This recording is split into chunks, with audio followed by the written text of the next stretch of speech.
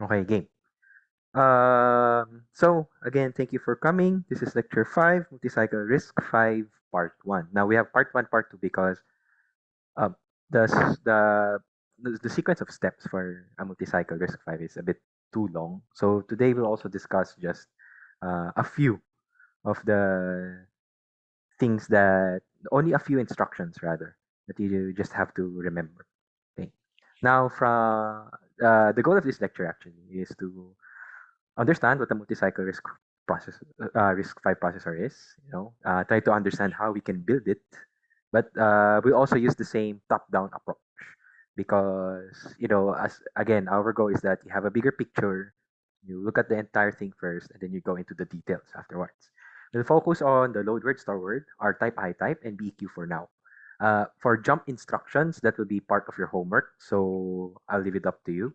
But don't worry, in this lecture, we'll be repeating all several steps again and again in order for you to understand, hey, how do I actually do the jump instruction? Because part of the what I want you guys to understand is, okay, if I know how the system works, how do I add other instructions later on?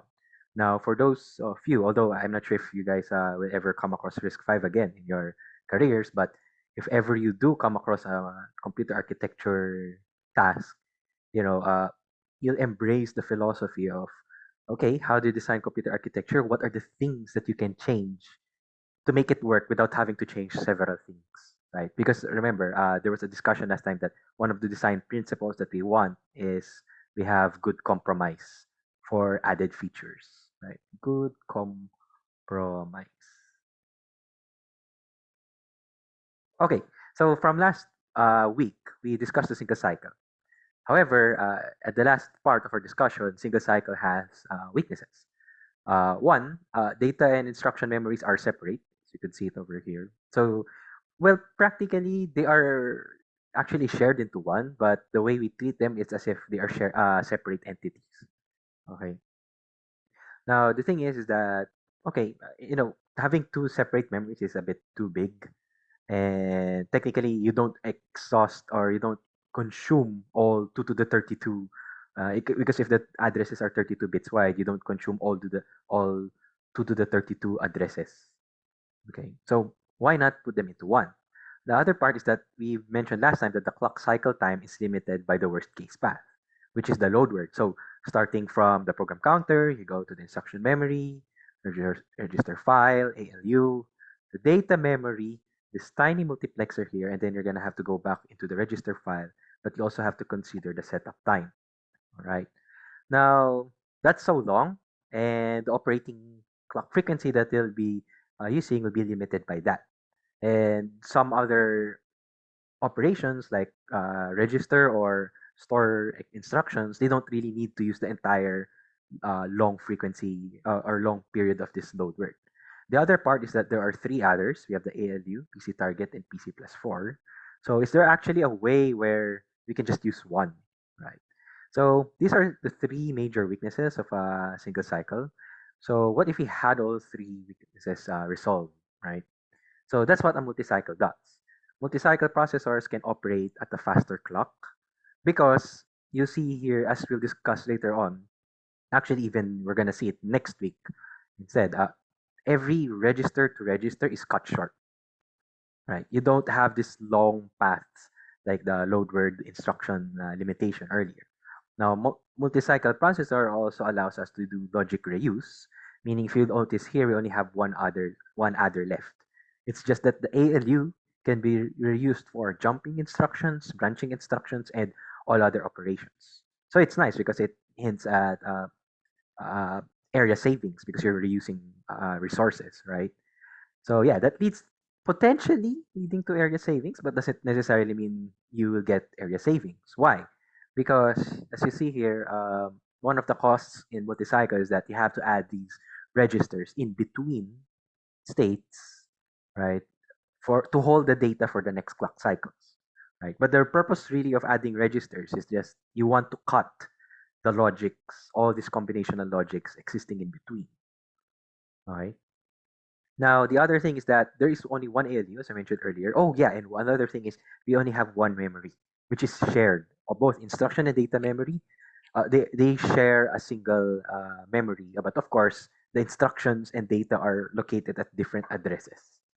Right now, typically this is much used really that you only have one memory and all the instructions and data are shared in one. We won't discuss it right now because it's more of a software thing. Although yeah, you could say it's a hardware thing, but I would argue that the only thing you have to know in hardware is that okay, you have a memory and an address, and it spits out some data and that located at that address. Okay. So again, this is what we call logic reuse. It's a very useful technique if you want to save up on one area and two probably power because the lower because if you remember last time, power is proportional to capacitance and capacitance is proportional to area. So if essentially if you have a lower area, it tendency is that you have lower power in most cases. Okay? But does it always translate to one way or another? It does help, but not perfectly. Okay. Yeah. Finally, we have multiplexers inserted in between because since we're using a single cycle, one thing you'll also notice is that okay, we're trying to share resources like the ALU. We're trying to share the memory. Also, we're trying to share some data coming from different registers. Okay. So yeah, those are the costs. Right. And one last thing is the controller. Last time, the controller was fully combinational, right? For single cycle, it's fully combinational. What does that mean? Any change in the inputs, right? You can see the op, func, and even the zero, right? Automatically produces some given output. Combinationally, it's not clock dependent. However, in multi-cycle, since we are timing dependent, we need a finite state machine, which we'll discuss next week. Okay? But right now, you'll see as we progress through the discussion today, you'll see that, hey, there is this timing dependency that's clock dependent. That's why in multi-cycle, your control unit right now also contains a clock, all right? Because you need it for a finite state machine. Okay. So side-by-side comparison, MC has a smaller number of adders, but more multiplexers and registers. Okay, you could see this is the single cycle, this is the multi-cycle. They sort of still look like the same, except you can notice these registers and multiplexers and, well, reduced adders in between. Now, multi-cycle has a larger control due to the timing, but essentially the meanings or rather the operations or the functions of each control signal is pretty much the same as the single cycle still. Okay, we do have some added control signals like the IR right. It's because we have these control signals that try to control the registers that are being used in the system too, right.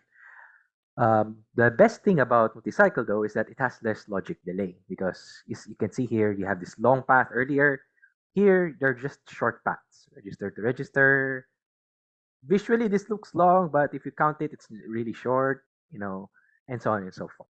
Okay, so bottom line, these are the benefits. It's like rather the cost benefit, uh, qualitative characteristics of multi-cycle, right? So to begin with, since this is recorded, what we're gonna do is that I'm gonna go through the story, but I'll leave it up to you to go back to the lecture and then try to embrace the data path flow again. Because really, the technique again, over and over again, any microarchitecture or any architecture, the only thing that you have to follow really is the data path. So what I want you to do is that what we'll do is we'll try a load word instruction, and I want you to observe the control signals needed per cycle. Okay. Now here's the interesting part. The reason why I try to make you guys understand about the 5 steps that we had last week is because we're gonna reuse it again and again. We're gonna reuse it for multi-cycle, then we'll reuse it for pipelines again next week, which is the much more exciting discussion because it's very colorful. All right. So again, don't forget we have the fetch, decode, execute, memory access, and write back. Okay. So if you forget, you can go again last week. Okay. Okay. First things first. Let's do the load word instruction.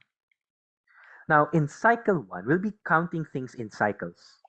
All right. In cycle 1, last week in single cycle we have the fetch and the PC update. All right. Because in single cycle we also update our program counter immediately on every positive edge of the clock. Now, since we're doing multi-cycle, we'll be looking things in terms of cycle numbers too. But we're trying to divide the tasks per cycle like this. Like, for example, in cycle 1, we'll do a fetch and a PC update. Now, two things happen, but first let's focus on one thing first. Okay? So again, we have the fetch and PC update. The first thing that we'll do is we'll try to fetch. So I highlighted here the signals that are being used during this stage. Okay, at least the first part, which is the fetch, right? At this stage, oops, sorry, the cat.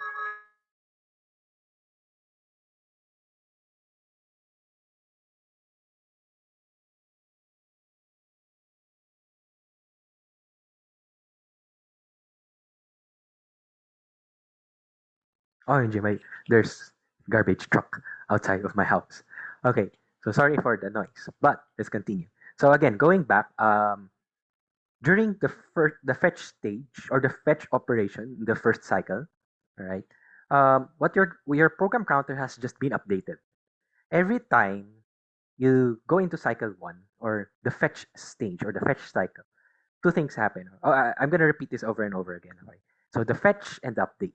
So in the next, after a few cycles later, when we're going to fetch again, right, your program counter will be updated. But right now, at this moment, this program counter is containing the program counter, the current program counter. So we're gonna try to access the instruction memory that we need at this moment. Okay, that's what this line is talking about. PC is holding the current address that we need. Then in the next clock cycle, you could see this path over here. All right, it's going to go into the instruction memory. And I forgot to mention, but you have to set address source to be 0. It's similar to single cycle where you're going to get the address source from the PC. Okay. And then it's going to go into the instruction memory, and then instruction memory will spit out a instruction that it needs, and it will load into this instruction register. Okay. So the current instruction is stored in the instruction register in the next cycle. So when we get to cycle 2, it will be stored there immediately. All right. The instruction is saved into the instruction register in the next clock cycle, and then we will use that instruction for the entire process. So what do? Is that we have to set this instruction write signal. So it's a literally register write enable. So if it's 1, we're allowing data to be overwritten. If it's 0, we're not overwriting it. The data is just being held indefinitely. All right. So at this moment, this has to be 1. This has to be 0. So that whatever instruction we're going to get over here in the instruction memory slash data memory, and for that given address, it would be saved in the next cycle. Right. That's pretty much it. Now, take note that we have this old PC being saved onto here. So we'll use that to update the program counter again for branching and jumping instructions. Okay. So I'm giving a hint that it has something to do with the jump instruction. We won't be discussing it because that's part of your homework, but it will help in the branch instruction. Okay. So the second part of cycle 1 is the PC update. So what you want to do is that, okay, while we're loading the current PC, marked in red over here, what we want to do is that we're also preparing the next program counter, right? So basically PC next here is PC plus 4, all right? And here's the thing, because we're doing multi-cycle, and the ALU at this moment is not being used. Because, you see, we're in the fetch and PC update stage. We're not trying to use the ALU for anything like data processing. So the idea is, okay, if it's not being used, then let's use it for incrementing my program counter, right? So if you notice the path over here from the program counter, and if you follow this green line over here, and then pretty straightforward, if you can see the multiplexer, this is ALU source A. You can see that here, this guy over here, right? Which one does it have to select? It has to select 0, 0, right? And then I want to add 4 into my program counter, right? So I'm going to use ALU source B, which is this line over here, to select 4, right? And then the ALU result is immediately your PC plus 4. And then you're going to look at this path again. Look at this. This guy over here is your result source, right? And the result source that you have to connect to is 1, 0. So again, has to be 0, 0. This has to be 1, 0. This has to be 1, 0. And if you trace the path over here, the result is going back into the program counter. right? And then there's the other thing. I want my program counter to update whenever I'm in cycle 1 only. So you also need a write enable signal for this program counter register, which is what we call it, used as the PC write. Okay, so it's very straightforward, right? The only thing you have to identify is that, okay, we have operations for fetch, and then I can quote unquote pipeline or do at the same time a PC update. So while I'm fetching my instruction, because I am in a multi-cycle process, and since my ALU is not used, I can also update my PC using the ALU, right? So you just set the appropriate control signals. Okay. Don't forget to set PC write and result source so that you can correctly set the feedback over here. And when you want to update the PC next, immediately, right? Now take note. Hold on into this data again. Sorry, hold on to this ID again because we're gonna get back to this PC update at the very last stage again. All right. Because what I want you guys to appreciate is that on cycle 1, we're doing two things: a fetch and a PC update. And you just have to set these control signals as is, right? Not a problem. Now take note here. Actually, you can ignore this part over here. It's not needed because this is the path that we need. Okay. So, you have any questions here? None. Okay. I hope it's pretty clear because again, the only thing you have to identify is what are the operations that are needed, what are the control signals that are needed. Look at the diagram and try to follow the flow. All right. So that's cycle 1. Cycle 2. Oops, sorry. This is cycle 1 again, but at the same time, I'm highlighting all the control signals that are needed. PC write because I want to update my PC. Address source 0 because I want to access the current PC for my instruction memory. In instruction register write, this guy over here needs to be a 1. So I have to write down this has to be a 1, this has to be a 0, this has to be a 1 because I want to update these registers over here, right? ALU source A 0 and ALU source B, right? So it's 0 here. This is 1 0. ALU controller is 0 Why? Because it's an add instruction. So you have to add it. And then result source is 1 0 because I want to feed it back correctly. Right? Presto, that's done. So you're done with the first cycle. Now we go to cycle 2. So in the decode stage, again, just like last time, this is where we slice the save instruction memory. Okay. Last time we whatever we get from the instruction memory, we slice it immediately. But this time, instead of getting it directly from the instruction memory, what we do is that, hey, the instruction that we use at the output of the instruction register, because you save the entire instruction, right? So we're going to use that and slice those things. We're going to get RS1, RD, the extension. And of course, although I didn't highlight it anymore, but it should be clear that you have to slice those control signals as well. Right. Now here's the thing. Sign extension is the same as the single cycle. Not a problem. IM source, this guy over here. But we'll do that later because usually in during the decode stage, it's literally giving extra time for the system to decode whatever it needs. So the control unit here, which is a registered unit as well, this clock registered here, the data, the register file data over here, right? And they just need an extra cycle, which is the decode cycle, to load those things on to these ports over here. All right. So practically during decode, you don't have to set anything, right? Not even you could set. You can have the option to set your immediate source, but sometimes you don't need. So technically, it's a don't care because at this stage during the decode, since your task is just to decode, you don't need anything, right? It's like you could treat it as if it's okay. It's just an extra cycle for my combinational logic to process things. Now take note, instruction register, this one is not updated because at this point IR needs to be 0. The only time you're gonna assert IR is during the fetch stage, right? So at this stage, we're gonna save the RD1, right? This one, RD1, into this register, into the intermediate register of the register file, or we call it the IRF, right?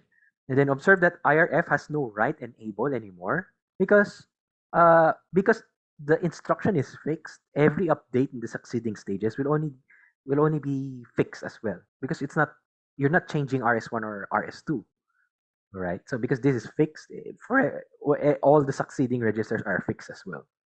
Okay, so we don't have to worry about that. All right. What else?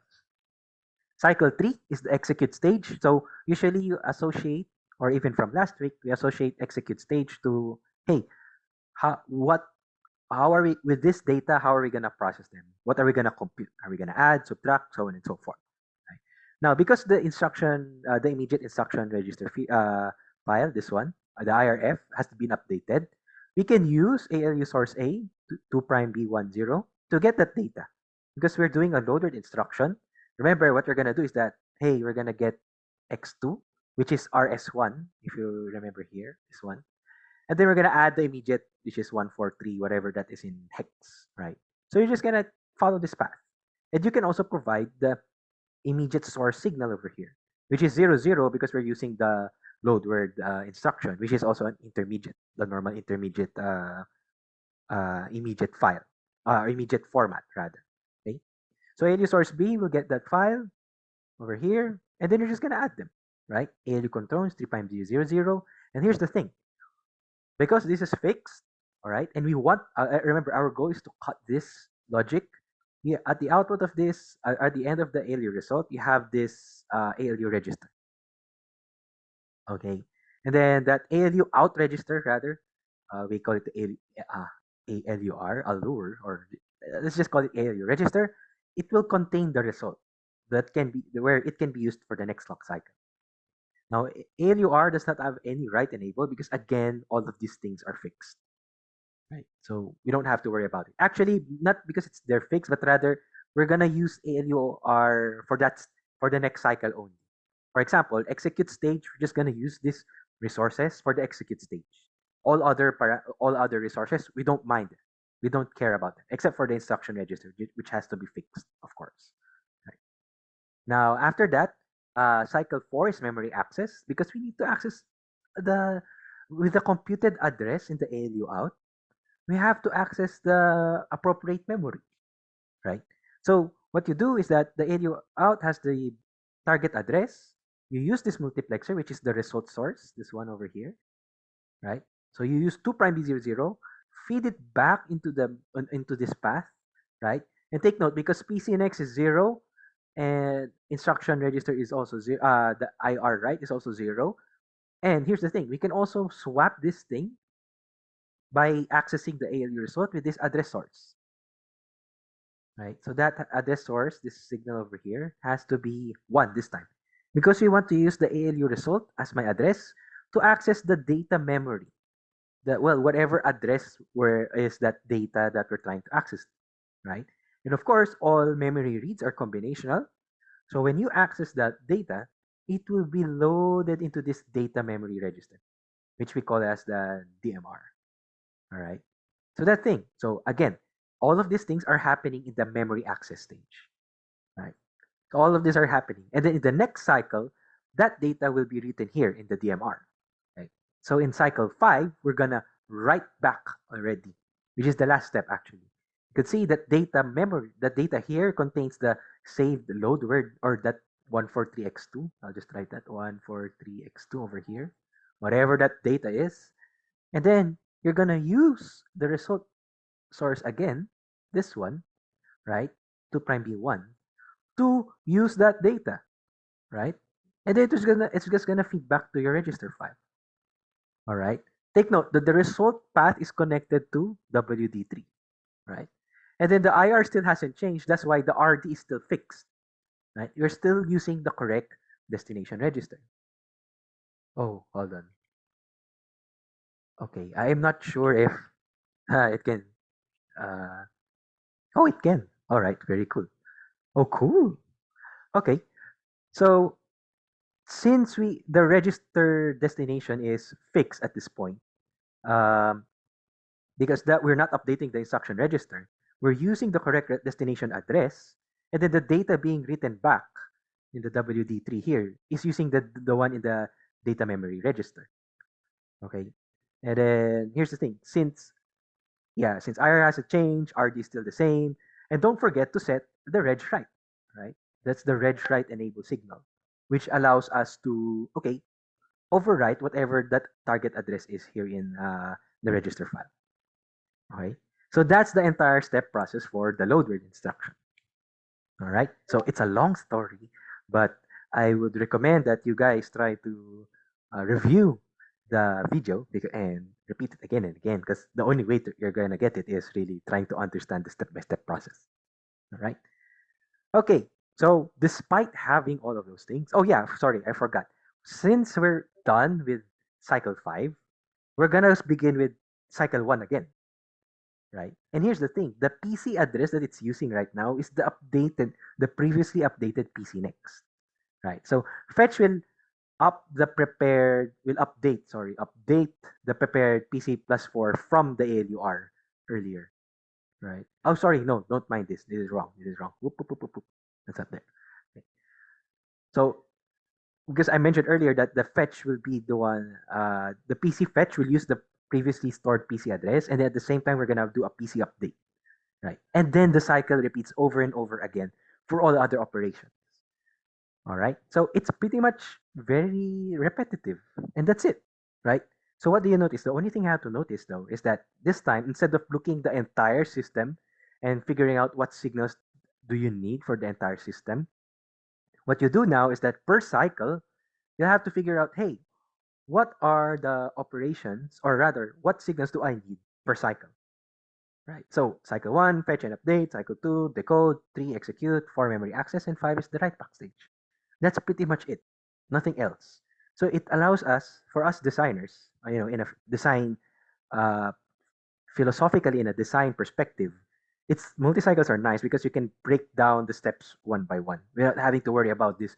Oh my God, all this control signals all at once. Okay, so that's something that you can think about. Okay, so it's easier actually to track these control signals with a table, right?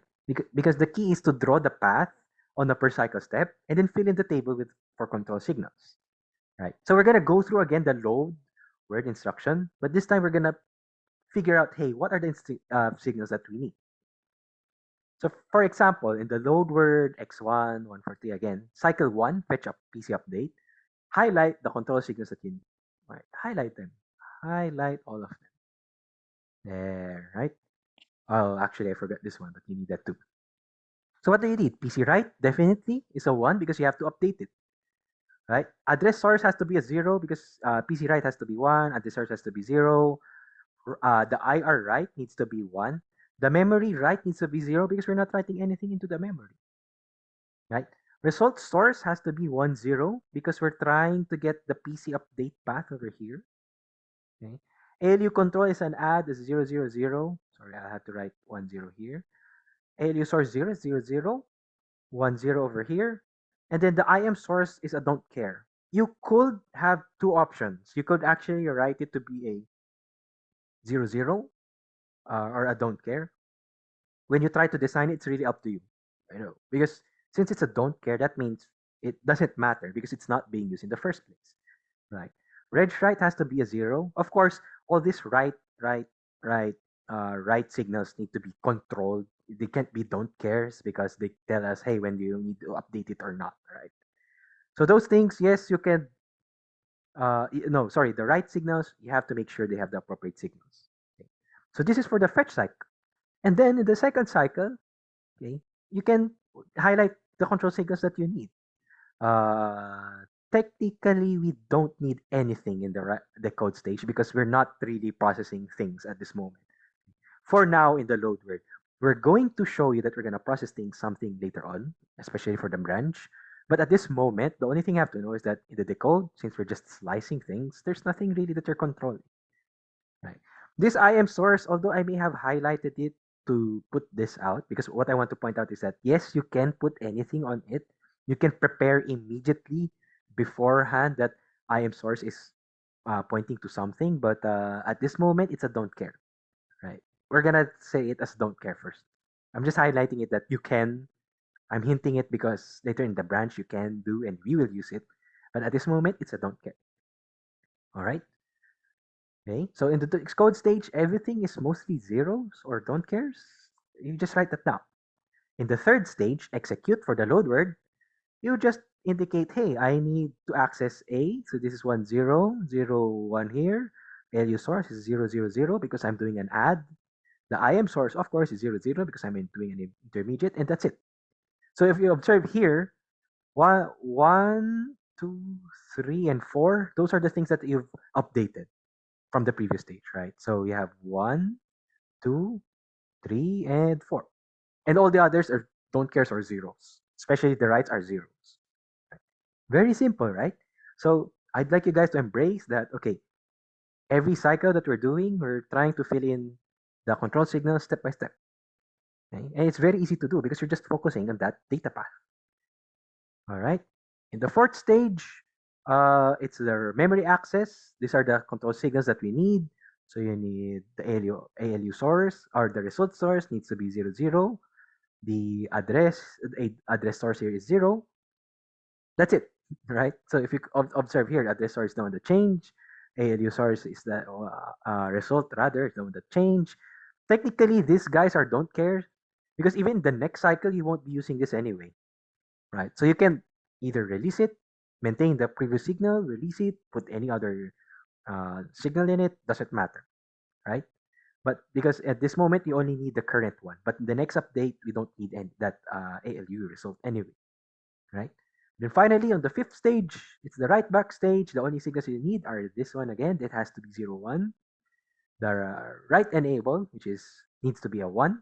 That's it. Look, area source. That's the one that changed.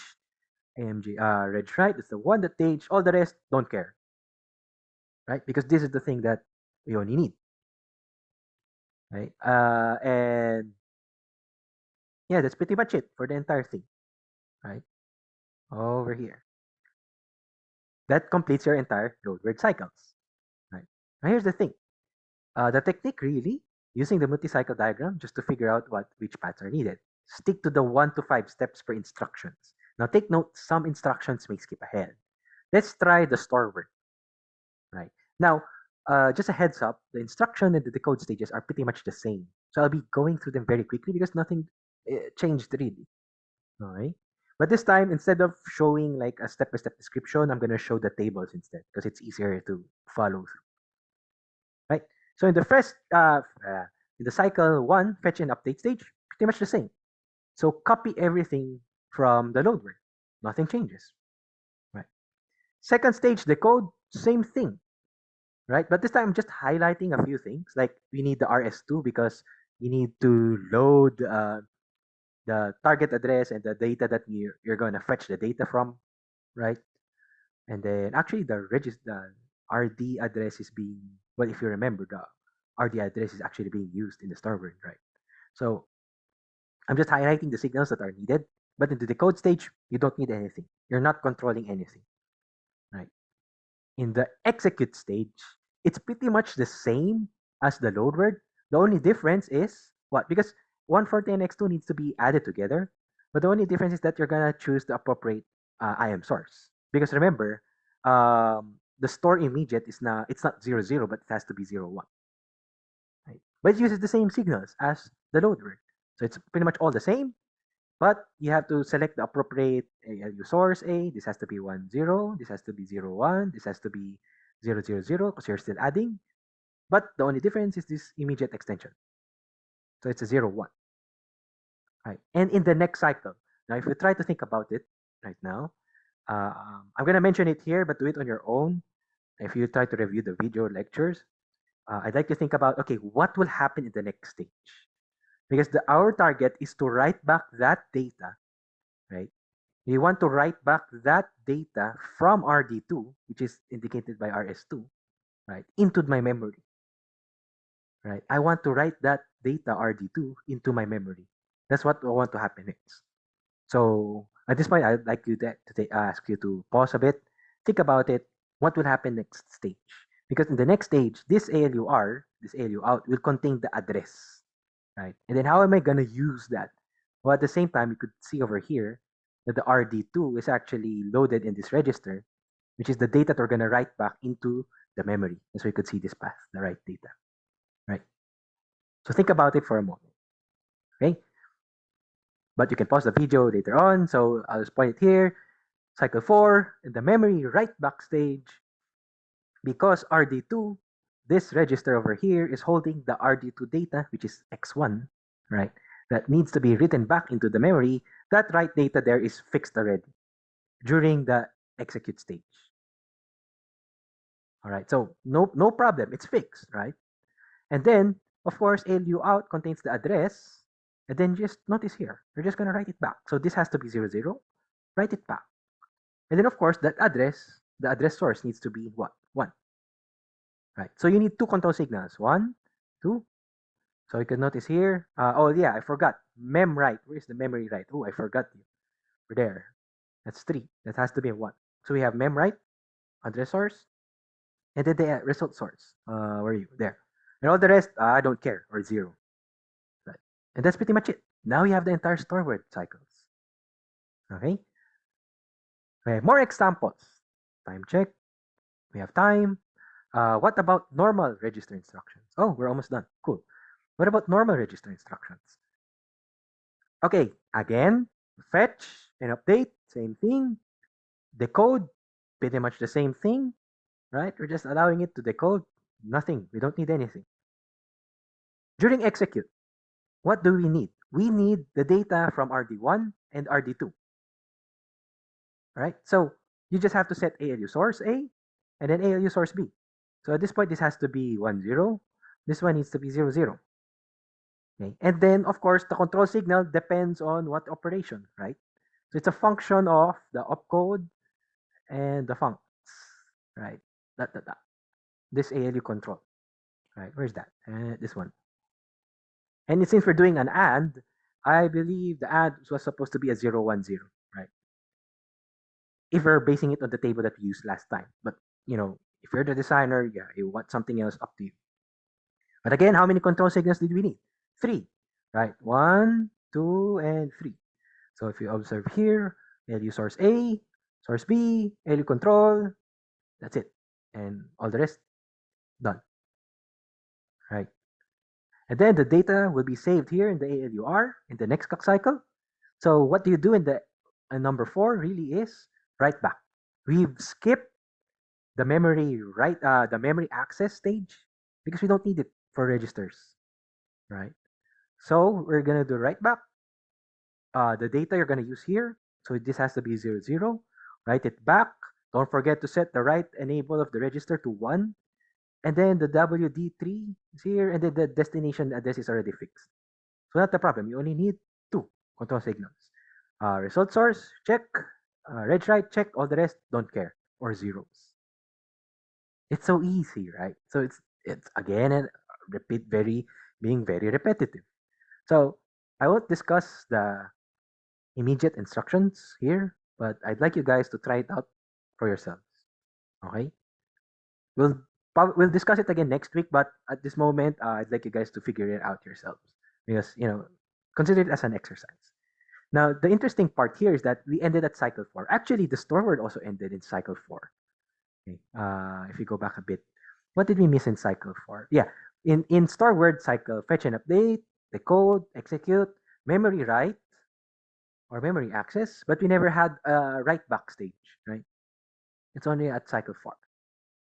The only time you need the write back stage that's 5 cycles long is the load word instruction. Because you need to access the memory first, and then whatever you store in the memory, you load it in the data memory register, and then you have to feed it back. Right? That's why you need 5 cycles. So going back, in the normal register stage, you don't need the memory. So you go directly to write back stage. All right. So last but not the least, one last example, the recall stage. Oh, sorry, not the recall stage, but rather the branch stage, right? Or the branching instructions. So what about branch instructions? Now, it's trickier, but it's a nice thing about multi-cycle processes. And it sort of hints things about pipelining, right? And the tricky part about branching is that you're going to use the ALU twice. One is to compare x1 and x2. Okay? And if they're equal, it jumps to some address. Okay? And the other one is to compute that address. So you're going to have to use the ALU twice. Right? Actually, 3 times. PC update, comparison, and then twice. And then the address offset. Right? So there's a tricky timing consideration. So what happens here? Let's do it again, one by one. Cycle 1, you have to fetch and do a PC update. It's the same thing. Right? But here's the tricky part. When you get to cycle 2, the ALU is not being used. right? Take note, the ALU is not being used in cycle 2 in the decode stage, because the purpose of the decode stage is just to, hey, what's my target addresses, or what are the registers that I need, what's the immediate that I need, and then what are the control signals that I have to interpret. But at the same time, in cycle 2, you can actually use the ALU to advance the calculation of the target address, right? Because it's already available here, right? And how do you do that? Because in the previous stage, right, here in cycle 1, really, that old PC is updated too. That current PC here, you're going to save it here. Because in the next cycle, this PC will be updated to the next PC counter already, or the next PC address, right? But at this point, I'm also saving that current PC in the next cycle, so that in cycle 2, whatever this original PC is in the beginning is saved in that old PC, right? And then I can use that to calculate the target address, right? At that same time, because the ALU is not really being used during the decode stage, I can quote unquote pipeline that, okay, while I'm decoding, why don't I calculate in advance the target address that my branch instruction 2 needs to go to, right? So if you have over here, the old PC is passed here. So you have to set ALU source to 0, 1. Okay. The instruction is calculating RS1 and RS2, which you're going to be calculating for comparison later. And then the immediate, you can immediately set, right, the immediate constant to use the branching one. So I believe that should be 0, 0, 0, 1, 1, 0. Right, that has to be 1, 0. Yeah, it has to be 1, 0 because that's using the branch instruction, okay, the branch format. And then you calculate the ALU result. In the next cycle, ALUR will contain the target address. Target, right? That's simple, right? Okay, in the next clock cycle, actually, instead of having 3 and 4, we actually have 2 paths, right? One path is when the branching exists or the branch is taken, right? Remember, the ALU out right now contains a target address. We've calculated it during the decode stage. But at this point, this A and B, or rather this data A and RD1 and RD2 that was saved into the IRF register, right? The IRF rather, it contains the two sources that we need to compare. And if you remember last time, for a branch if equal to, what it does is does a subtract operation. So you have to set again ALU source A to be 1, 0, ALU source B 0, 0, and then ALUR needs to be 0, 0, 1. Right? So 0, 0, 1, 1, 0, and 0, 0. Because we're comparing the two. And then we're gonna pay attention to this 0 signal. If they are equal, then the 0 signal will be asserted. Right? And then we're gonna use that control signal to identify, hey, I want to update my program counter in this cycle, in this execute stage, right? I want to update it if it's true. If it's true that x1 and x2 are equal, if the branch is taken, okay, that's what we call it. That's what we call it, right? The branch is taken. So I'm gonna use ALU out 0, 0 to feedback here, right? Not a problem. But what's the control signal that will tell me when I can update my program counter? That's actually the PC write, right? So if the branch is taken, 0 is asserted, and it's for the branch is n equal to instruction, then my PC write needs to be 1. Because the branch is taken, my PC now will be updated to the new program counter, right? So when you go to the cycle 1 again, when you go back here to cycle 1, right, since it used the updated program counter, which is the one that's being pointed to by the branch, immediately during cycle, quote unquote, cycle 1 of the next instruction, it's using the branched address. Okay, so that's the beautiful part about this multicycle, right? So hey, it's so flexible, and I can only do it in 3 cycles, unlike the load instruction. Now the other part is that okay, sure, branch taken, but what about my next PC plus 4, right? Because I updated my PC plus 4 earlier, right? Because the current PC right now is actually the PC plus 4 computed in cycle 1, right? Because in this cycle, in cycle 1, you're adding the PC plus 4 here, right? So when you go to cycle 2, it's already using the PC plus 4. And then cycle 3, it's still using the PC plus 4. Right? But what if in the scenario where the branch is not taken, what happens is that we proceed to the next instruction, right? We don't branch to whatever branch this is. So what we do is that, okay, if the branch is not taken, simple. I mean, it's gonna be a don't care for the result source, actually, right? You could still say it's still a 0, 0, not a problem, so that you can put it there. But the real solution really is just don't keep don't update the program counter. Keep the PC right to 0, right over here. Okay. So in either way, whether the branch is taken or not taken, you can already finish branch instructions in just 3 clock cycles, right? And it's so convenient because I mean, it's pretty much straightforward. That's the only thing that you need, right? But one thing I'd like to highlight here is really the second stage, the decode one, wherein while you're decoding the instruction, what you're gonna do is that you're going to calculate at the same time the target address. So this thing is already a hint about pipelining.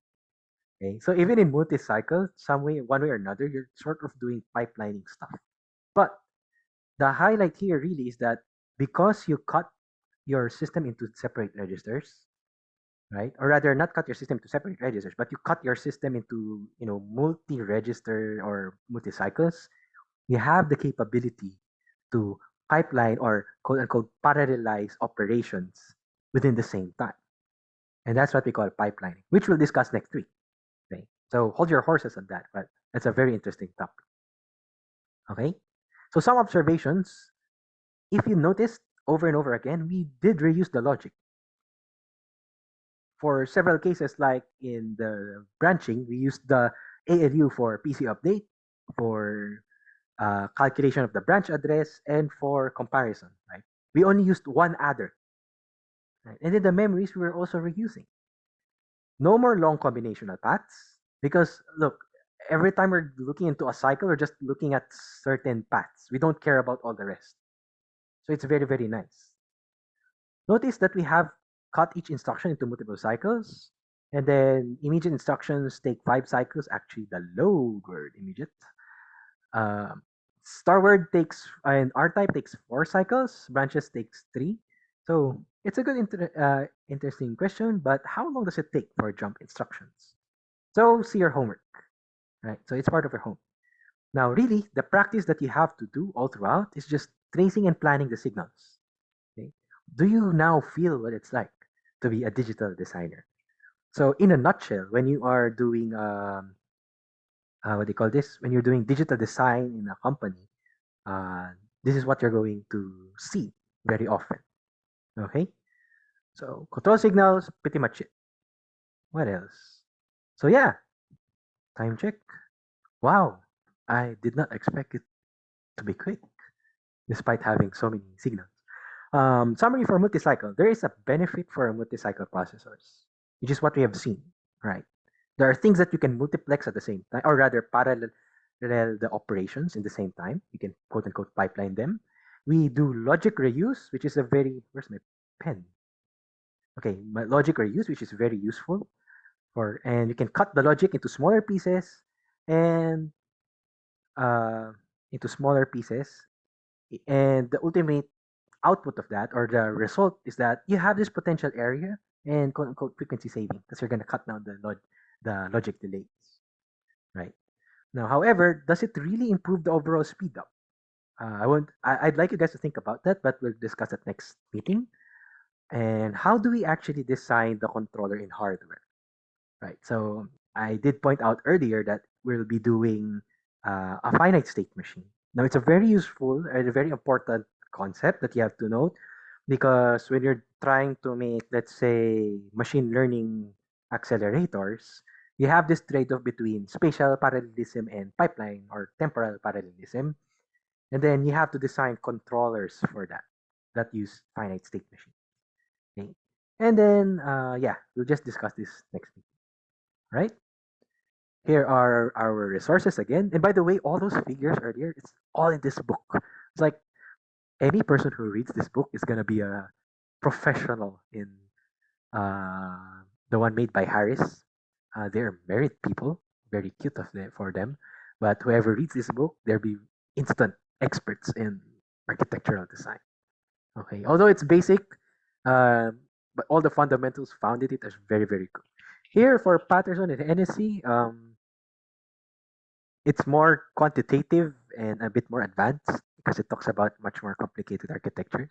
So, but you can switch back and forth. Like if you don't understand anything here, you go to this book, learn the basics, then go back here, and then appreciate the entirety of it.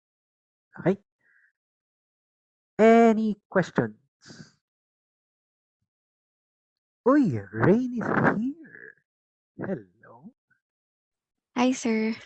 Ha, ha, ha. Nice to see you in here. Okay, question by Tim. Is the memory one big memory for both instruction data and or two sections? Okay, that's a very good question, right? Let's go. Okay, I'll just use this figure. Okay, so quick answer, yes. It's one big memory for both instruction and data, right? Actually, even in single cycle, I think I have the single cycle up here. Even in the single cycle, visually it looks like separate memories, but in reality or in practice, it's just one big memory, right? But all memories, let's say here, especially in multicycle, it's just one big memory. And what happens is that I'm not sure if you remember, but if you had your 105 classes before, for you guys, for Rain's class, I think it's 153. You know, um, what happens is that you have one big memory that's very, very large, and then you only have a section that's for instructions, right? And then you have another section that's for data, right? And then that's what really happens is that in those two sections, you just, for example, you need an instruction memory, you access that whatever address it's written into. And then for the data, it also has a specified address. If I'm not mistaken, usually memories are stored in something like 0x8, 1, 2, 3, 4, 5. Okay, 1, 2, 3, 4, 5, 6, 7, 8. That's the starting point for instructions. And then I think for data, it's around what, like 0x20, I think. I'm not completely sure, but it really depends on what memory you're using. But what they do, yes. Quick answer, they are in two separate uh, chunks of addresses. There's a memory, or rather, it's just one big memory, but in two separate sections. Okay? And then, of course, they have different addresses. Okay? Yeah, that's the answer to your question, Tim. I hope that makes sense. Does it make sense? Okay, very good. Right. And just an FYI, although because it's not really discussed in this class, right? Only because we're focusing more on the hardware or the data organization. In computer architectures class, usually it's a bit more on the comp sci side of people. Things they discuss things like, okay, you have the instructions, you have the data, and then you also have this thing called the heap in the data, and then you also have the stack in the data, right? In the hardware perspective, we don't care what they are. They are just a bunch of memory allocations. But in the software perspective, you have to pay attention to it because, let's say, for example, usually in the heap, that's where you store all those string data, if I'm not mistaken. Okay? I think, I may be wrong, but my memory tells me, yeah, it's somewhere there. In the stack, that's where you store into the memory those code. How would I put it? I'd like to call it temporary data for functions. Right? They put it in the stack. Right? But all other things, you don't touch it anymore. In the hardware perspective, again, as us digital designers, we don't care. We just know there's just a bunch of memory, and all of this are just a bunch of logic or registers that we're using. Okay. Okay. Yeah. Any more questions? That's a good question, actually. Tim. No other questions? Okay. I will see you on Thursday. For Thursday, we'll discuss more about the finite state machine, how do you design the controller, and yeah, that's just pretty much it. I'll give you hints into how we're gonna design uh, finite state machines, like a review, but I won't. We won't be designing, unfortunately, because well, we can if you like, or I'd rather you do it on your own because I don't want to bombard you with tasks. Okay. All right. Thank you for attending, and I'll see you next meeting.